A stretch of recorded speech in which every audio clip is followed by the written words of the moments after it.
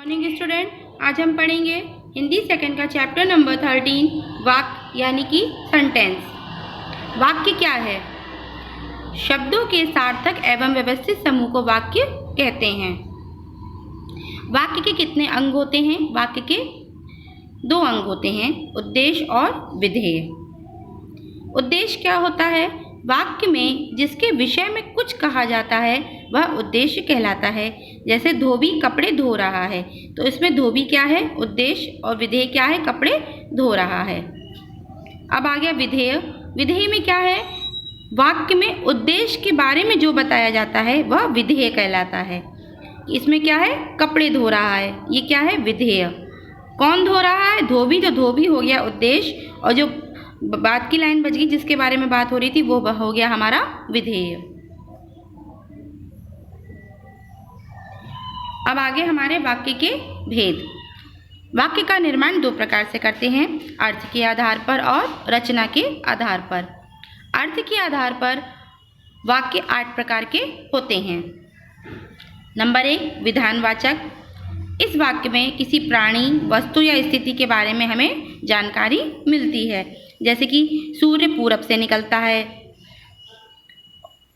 हाथी सबसे बड़ा जंतु है, तो हमें इसमें किसी प्राणी वस्तु की स्थिति की सामान्य जानकारी प्राप्त हो रही है, तो यह है विधानवाचक।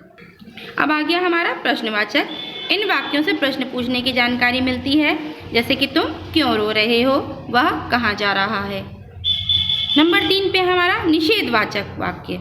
इसमें किसी वाक्य के कार्य के ना होने या ना करने की जानकारी मिलती है। जैसे कि मैं आगरा नहीं जाऊंगा, मैंने आज खाना नहीं खाया है। निषेधात्मक यानी कि नहीं।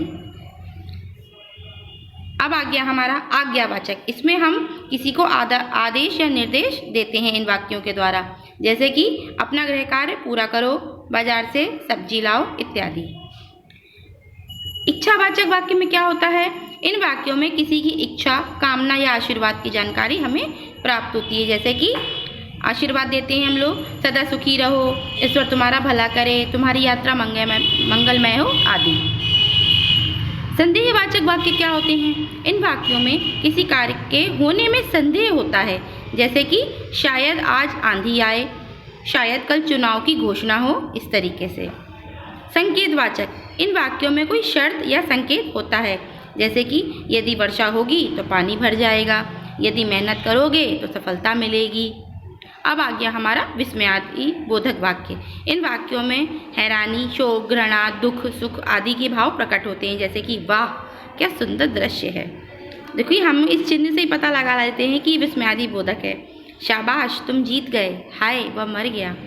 अब देखिए, वो अभी हमने पढ़े थे वाक्य अर्थ के आधार पर, अब हम पढ़ेंगे रचना के आधार पर। तो रचना के आधार पर वाक्य 3 प्रकार के होते हैं। सरल वाक्य। इन वाक्यों में एक ही उद्देश्य और एक ही विधेय होता है। जैसे कि अमन विद्यालय जाता है, रोशनी अच्छा नृत्य करती है। संयुक्त वाक्य में क्या होता है? इनमें 2 वाक्यों को योजक शब्दों से जोड़ा जाता है। जैसे कि मैंने शेर देखा और डर गया, तुम दिल्ली जाओगे या मुंबई, मैं आगरा तो गया लेकिन ताजमहल नहीं देख के आया, मैं दिल्ली गया परंतु नानी के घर नहीं गया। तो इसमें लेकिन, परंतु, और, या इस तरीके के शब्द होते हैं, संयुक्त वाक्य में आते हैं। अब आ गया हमारा मिश्रित वाक्य। इन वाक्यों में एक प्रधान उपवाक्य तथा एक आश्रित उपवाक्य होता है। जैसे कि जिसने चोर को पकड़ा वह मेरा मित्र है। तो प्रधान वाक्य है जिसने चोर को पकड़ा, और आश्रित उपवाक्य है वह मेरा मित्र है।